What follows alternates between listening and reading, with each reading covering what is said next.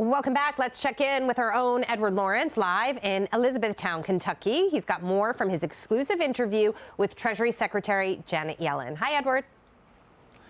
Hey, Jackie. Yeah, and, in the second part of the interview, I asked the secretary about the president's budget going forward with huge tax increases that we see in there. I asked her how the president thinks that we can tax our way into prosperity. We need to bring down the deficit. Yeah. President Biden has proposed tax increases that would modestly increase the amount that corporations and the wealthiest Americans pay.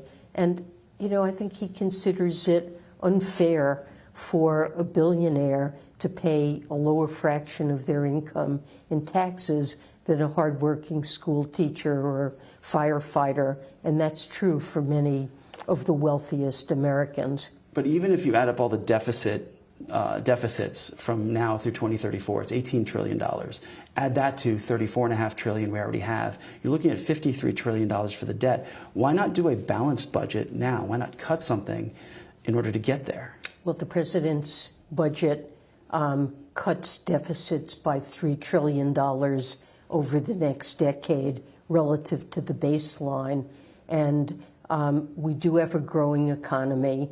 It's important that debt not grow relative to the economy. And what the president's budget does is stabilize the ratio of debt to GDP, or debt relative to the economy. And it keeps the interest expense, and we are in a world, we project higher interest rates in line with what we're seeing. And it's a budget that keeps the interest expense on the debt at manageable levels, close to the historic average. Even with the interest rates increases? Even with the interest rate increases, yes. So there are modest tax increases. Taxes relative to the economy would move back to historically normal levels. And there would also be investments to build on the excellent economic performance we're seeing here. In the budget, there's a tax, a Medicare tax, that he's going to levy on people making more than $400,000 a year to expand Medicare. Is that because the migrants that we're seeing, and they're going into the hospitals and they'll have to be covered under that? That's not mainly what Medicare expenditures are. Okay. Now we need to make sure that we improve the status of the hospital trust fund. I want to ask you about the dollar quickly. You were in Brazil last month. Brazil has a deal with China not to trade in U.S. dollars. We're seeing a number of countries now not trading in U.S. dollars, and that seems to be growing around the world. How is the U.S. countering these moves? And are you concerned about chipping away at the reserve currency status? I think the dollar has always been, and I believe will remain, the most important reserve currency. There really is no rival in terms of the depth of U.S. financial markets, the liquidity of U.S. treasuries, the institutional and legal structure underpinning the use of the dollar and its broad acceptability. There are countries that would ideally like to trade in other ways, and we are seeing some limited experiments in different parts of the world, but there is no broad-based move away from the dollar, and I believe it's critically important that the dollar remain the world's reserve currency. Are we countering those moves, or the U.S.?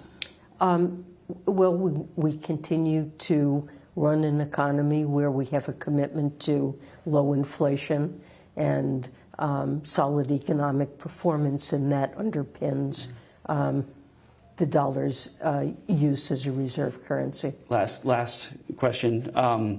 So FinCEN, I want to ask you about that. I know that the program urging banks to scan certain words was started under the Trump administration. Does FinCEN still routinely ask banks to scan for certain terms?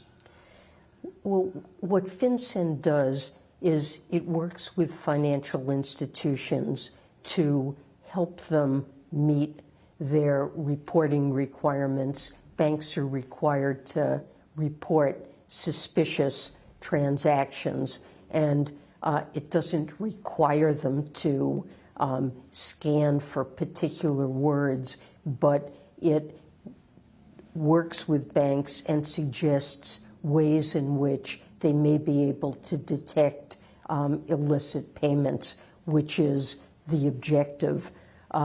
So it's the bank's responsibility to know their customers, to report suspicious transactions, and there is no requirement that they scan for any particular words. Does it include GoFundMe and Eventbrite? Those things, do you know? With the list of words, you know? I'm certainly not aware of anything. Okay, and then the House Judiciary, last one, the House Judiciary Committee released a report that indicates that Treasury flagged a third-party report that links some conservative groups to hate groups. Because Treasury sent that around, what's your response? I'm not aware. Okay. I'm not aware of any such thing. So Treasury officials are telling me that they are still investigating the FinCEN, the legality of what's happening there and exactly what's going on with that. I'm told by Treasury officials that, again, all these programs started under the Trump administration. Back to you guys. Edward Lawrence, excellent job with the Treasury Secretary. Thank you so much.